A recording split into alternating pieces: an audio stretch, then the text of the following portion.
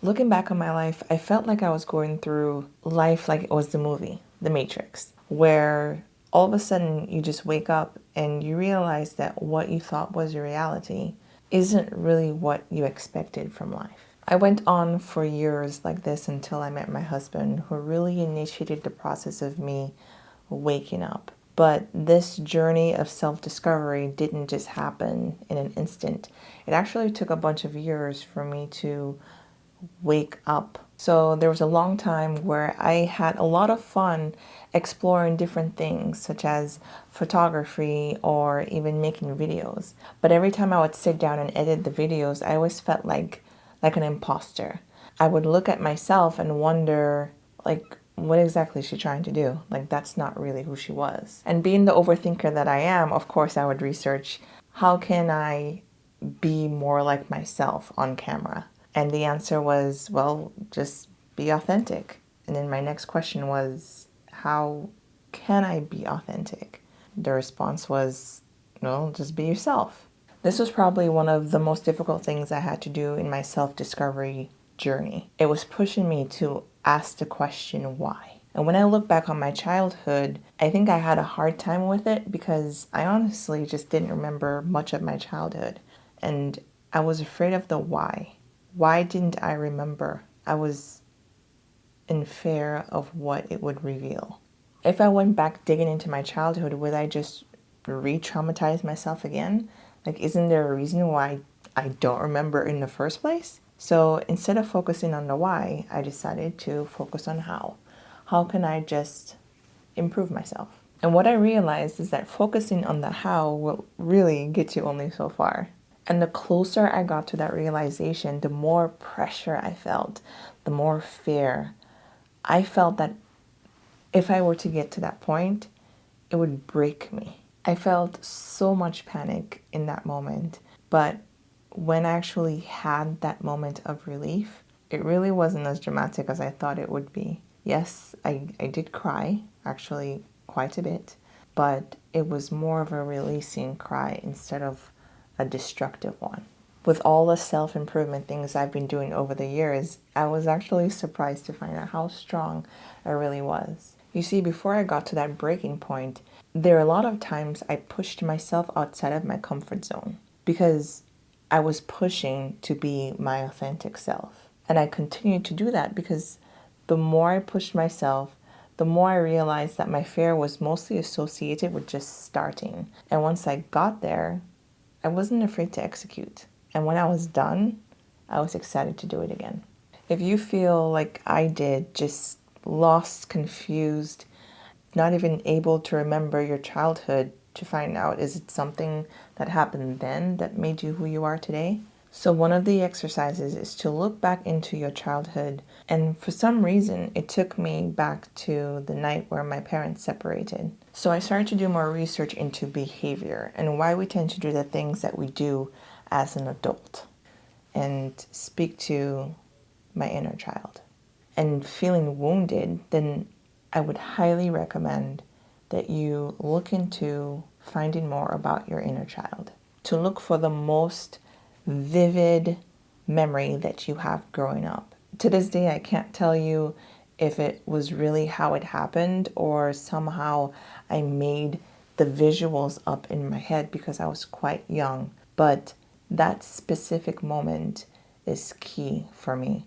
And I realized that that inner child of mine is actually frozen in that time. And that was the beginning of my wounded self. With that change in the dynamics of my family, I learned to change my behavior. And I made myself become more invisible because I didn't want to be a burden for other people. But at the same time, I wanted to be the helper or the peacemaker in my family. You see, my mother was left to raise 3 young children all by herself. My goal growing up was to not make my mom upset by any means. And so looking back, the reason why I don't have a lot of memories is because I was too busy analyzing.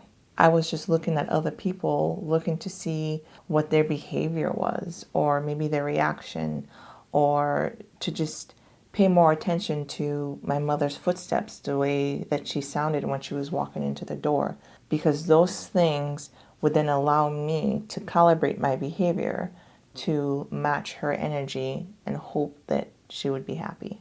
So with that, it's really difficult to learn who you are or to even have memories because you weren't really making memories. You were stuck in analyzing mode or survival mode. So after this moment of clarity, I started to do more research into finding out why I would do the things that I do, like putting other people's needs in front of my own, why I would feel guilty for practicing self-care, or having my triggers of my inner child kind of popping up in moments where I feel like I could be abandoned by someone else. I had to learn to reassure my inner child that we're safe. And my childhood wasn't bad at all. It was just my learning mechanism with just how I survived childhood. But the best thing that I can do for myself right now is for me to move away from this person that I programmed myself to be, this people pleaser person, and to be able to develop my true self. Moving from a shadow, false personality to my true, authentic self. I mean, it's only been a few weeks, but I feel the weight off of my shoulders it's just lighter now. Honestly, it took years for me to not only develop who I was, but I'm sure it will take probably just as long, if not longer, to really realign myself. But every day I see an improvement, and that improvement is just what I need to feel more aligned. So if you feel this way, I want you to know that you are not lost. Sometimes we just have to figure out if we need to look outside or look within. And even with that, there's so many different aspects of this self-improvement, self-growth journey that we can look into. So if you were like me, where I felt like I pretty much did everything else except for looking into the past, because I had this idea, oh, it's in the past, it already happened, it doesn't affect your future. But understanding history will allow you to plan better for the future. Looking back and discovering my inner child was so revealing. For the longest, I was ignoring her. So look into your inner child, your younger version of yourself. Because if you're ignoring them, I can tell you they're screaming, right? Causing this internal distress. And the only way to find that true inner peace is to listen and to show empathy and to let them know that you are safe. Because you are now the adult who will listen and can help guide them and make them feel like they're being heard. I'll go ahead and link all the resources that really help to jumpstart this inner child aspect of learning and improving my self-growth journey. I'll also go ahead and link the video to concept mapping, which if you have any goals that you would like to work on and anything like me, where you have too many goals that can be overwhelming, that video will help provide some clarity as well.